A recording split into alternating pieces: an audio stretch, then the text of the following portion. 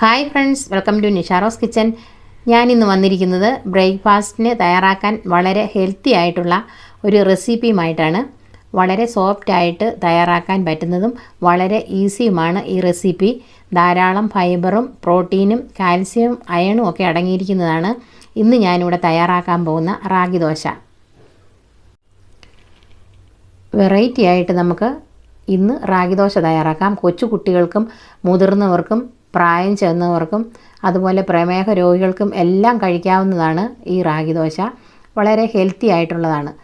അപ്പോൾ നമ്മളെന്നും എപ്പോഴും ഈ അരി കൊണ്ടുള്ള ദോശ, ഇഡ്ഡലി, അതുപോലെ ആപ്പം ഇങ്ങനെയൊക്കെ കഴിക്കുന്നവർക്ക് ഒരു വെറൈറ്റി ആയിട്ടുള്ള ഒരു ദോശയാണ് റാഗി ദോശ. നമുക്കിനി റാഗി ദോശയ്ക്ക് വേണ്ട ഇൻഗ്രീഡിയൻസ് എന്തെല്ലാമാണെന്ന് നോക്കാം. റാഗി, ഉഴുന്ന്, ഉലുവ, ചോറ്, ഇത്രയുമാണ് ഇതിൻ്റെ ഇൻഗ്രീഡിയൻസ്. നമുക്കിനി ഇത് വെള്ളത്തിലിട്ട് വയ്ക്കണം. അപ്പോൾ നമുക്കിതിൻ്റെ അളവെടുക്കാം. അതിനായിട്ട് ഞാൻ എടുത്തിരിക്കുന്ന ഒരു ഗ്ലാസ്സാണ്. ഈ ഗ്ലാസ് ഇതുപോലെയുള്ള ഒരു ഗ്ലാസ്സിന് ഒരു ഗ്ലാസ് റാഗിയാണ് ഞാൻ എടുത്ത് വെച്ചിരിക്കുന്നത്. പിന്നെ ഞാൻ എടുത്ത് വെച്ചിരിക്കുന്ന ഈ ഗ്ലാസ്സിൽ തന്നെ നമ്മൾ ഏത് അളവ് ഗ്ലാസ്സായിട്ടോ കപ്പായിട്ടോ എടുക്കുന്നോ ആ ഗ്ലാസ്സിൽ തന്നെ നമ്മൾ എടുക്കണം, അല്ലെങ്കിൽ ആ കപ്പിൽ തന്നെ എടുക്കണം. അപ്പോൾ ഇപ്പോൾ ഞാൻ എടുത്തിരിക്കുന്ന ഈ ഗ്ലാസ്സിന് ഒരു ഗ്ലാസ് റാഗി, 1/4 ഗ്ലാസ് ഉഴുന്ന്,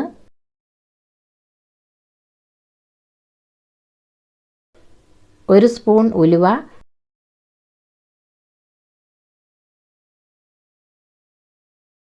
1/4 ഗ്ലാസ് ചോറ്, ഇത്രയുമാണ് എടുത്തിരിക്കുന്നത്.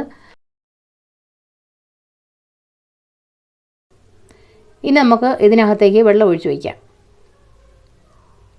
കുതിർന്ന് വരുന്നതിനായിട്ട് നമുക്ക് 4 മണിക്കൂർ നേരത്തേക്ക് ഇത് മാറ്റി വയ്ക്കാം. ഞാൻ റാഗി കുതിർക്കാൻ വെച്ചിട്ട് 4 മണിക്കൂർ കഴിഞ്ഞിട്ടുണ്ട്. ഇനി മിക്സിയുടെ ജാറിൽ ഇട്ട് നന്നായിട്ട് നമുക്ക് അരച്ചെടുക്കാം. ഇപ്പോൾ ഞാൻ മിക്സിയുടെ ജാറിൽ ഇട്ട് കൊടുത്തിട്ടുണ്ട്. ഇനി ഞാനിത് അരച്ചെടുത്തിട്ട് വരാം.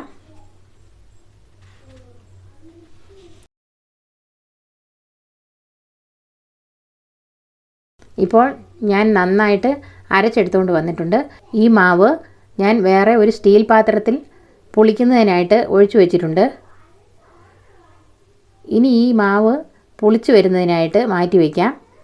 നമ്മൾ തലേദിവസം ദോശയ്ക്ക് കുഴച്ച് വയ്ക്കുന്നത് പോലെ തന്നെ, ഇഡ്ഡലിക്കും ദോശയ്ക്കും ഒക്കെ മാവ് അരച്ച് വയ്ക്കുന്നത് പോലെ തന്നെയാണ് റാഗി ദോശയ്ക്ക് നമ്മൾ മാവ് വയ്ക്കുന്നത്. ഇനി ഇത് നമുക്ക് മാറ്റി വയ്ക്കാം പുളിച്ച് പൊങ്ങി വരുന്നതിനായിട്ട്. ഇപ്പോൾ ഒരു ഓവർനൈറ്റ് ആയിട്ടുണ്ട്. ഇനി നമുക്ക് മാവ് പുളിച്ചോന്ന് നോക്കാം.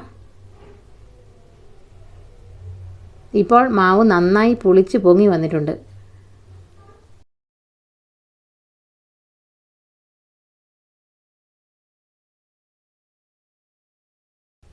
ഇനി നമുക്കിതിലേക്ക് ഉപ്പ് ഒഴിച്ചു കൊടുക്കാം. ഞാൻ ഉപ്പ് നീരാണ് ഒഴിച്ചു കൊടുക്കുന്നത്.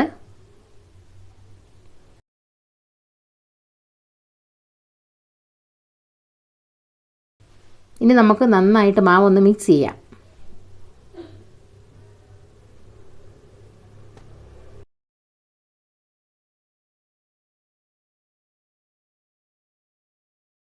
ഇപ്പോൾ ദോശയ്ക്കുള്ള മാവ് ഇവിടെ റെഡി ആയി കഴിഞ്ഞിട്ടുണ്ട്. ഇനി നമുക്ക് ദോശ ചുട്ടെടുക്കാം. അതിനായിട്ട് ഒരു തവ സ്റ്റവിൽ വയ്ക്കാം.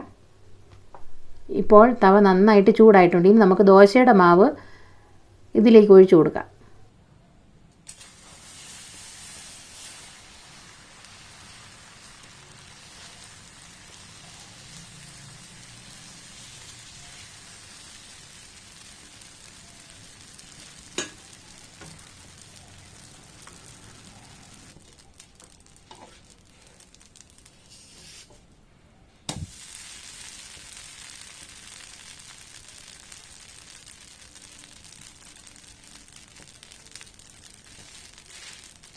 റാഗി ദോശ നമുക്ക് ഇഷ്ടമുള്ള രീതിയിൽ ചുട്ടെടുക്കാം. കനം കുറച്ചും കനം കൂട്ടിയും ചുടാം.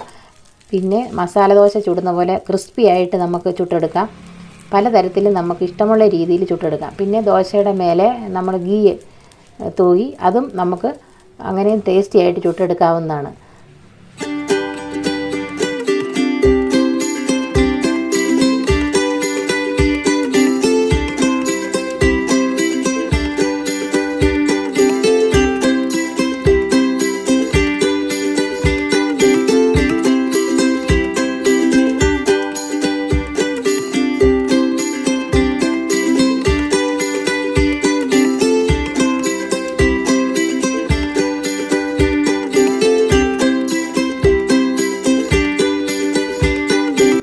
ഇപ്പോൾ ഞാൻ ഇത്രയും ദോശ ചുട്ടെടുത്തിട്ടുണ്ട്. നല്ല സോഫ്റ്റ് ആയിട്ടുള്ള നല്ല ദോശ. നിങ്ങൾ ഇതൊന്ന് വീട്ടിൽ ട്രൈ ചെയ്ത് നോക്കണം. നല്ല ടേസ്റ്റിയും ഹെൽത്തിയുമാണ്. അതുപോലെ എല്ലാവർക്കും കഴിക്കാവുന്നതാണ്. വെയിറ്റ് ലോസിനൊക്കെ വളരെ നല്ലതാണ്. അപ്പോൾ നിങ്ങളെല്ലാവർക്കും ഈ വീഡിയോ ഇഷ്ടമായെങ്കിൽ ഞങ്ങളുടെ ചാനൽ സബ്സ്ക്രൈബ് ചെയ്യണം, ലൈക്ക് ചെയ്യണം, ഷെയർ ചെയ്യണം. താങ്ക്